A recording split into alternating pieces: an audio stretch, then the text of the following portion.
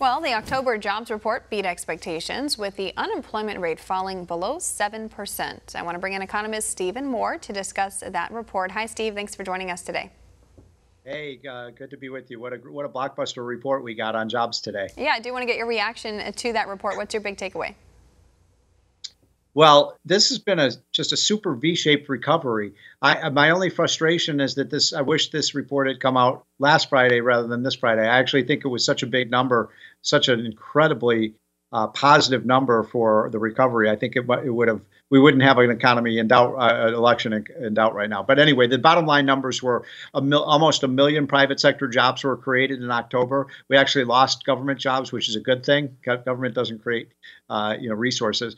We saw 4.5% raises for workers. That's a big increase. Given what we've been through on the pandemic, we've now created over 12 million jobs in the last 6 months. Manufacturing was good. Construction was good. Recreation and leisure, the industry that got hammered in the first half of the year, was up. So there was nothing not to like about this picture. You mentioned the uncertain election. If Joe Biden ends up winning that election, how do you expect his administration to impact this economic recovery? It depends a lot on what happens with that Senate race. I mean, it's interesting. The markets absolutely soared, as you saw on Wednesday and Thursday. They weren't quite so optimistic today. There's been a little bit of a sell-off, and I think that's a result of the uncertainty about what's going on in the Senate. As you know, there's two.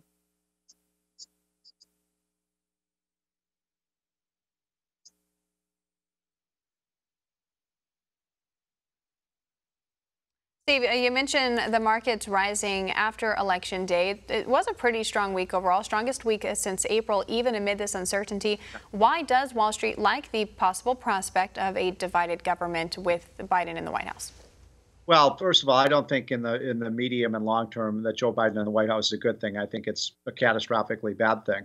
But I think that the big worry 2 or 3 weeks ago was that you'd have a blue wave, a sweep of the Democrats taking over the House, the White House, and the Senate, and there would be no checks and balances. And now we can feel pretty certain that even if Joe Biden wins the election, I think he's got a 2 in 3 chance, but it ain't over, as you just heard from the previous conversation.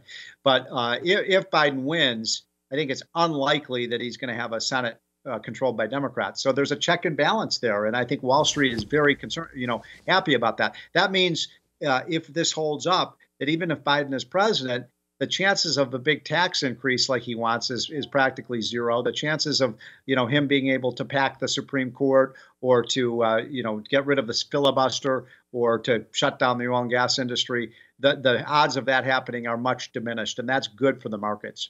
Fed Chair Jerome Powell said Thursday that more stimulus is still needed to help the economy fully recover. What do you think the prospects are for stimulus before the end of 2020 and then possibly looking ahead to the new Congress? I disagree with the Fed that we need more government spending. We've run $3.5 trillion deficits this year. We're going to run probably an equal amount of deficits next year. With the problem in the economy right now is too much government spending. We need more.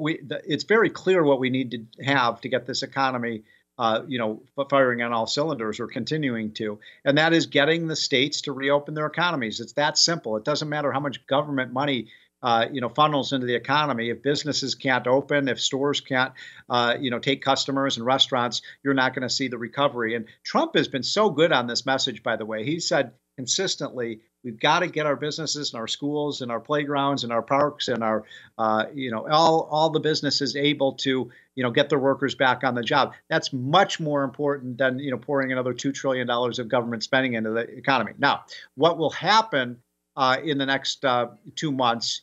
Hard to say. I think it depends. If Trump wins this race, then I think he will make a deal with Pelosi. If he loses the race, then I think that Republicans say, look, Joe Biden is the next president. If he wants to pass a $2 to $3 trillion stimulus bill with Pelosi, let him own that. But I don't think Republicans want to have, as Donald Trump's last act, a massive government debt bill. All right, economist Steve Moore there joining us to discuss the October jobs report amid uncertainty about the election. Thanks so much for coming on the show today. Thanks. Take care. Want to see more videos like this? Visit OANN.com for immediate access to all the clips you've been waiting to see.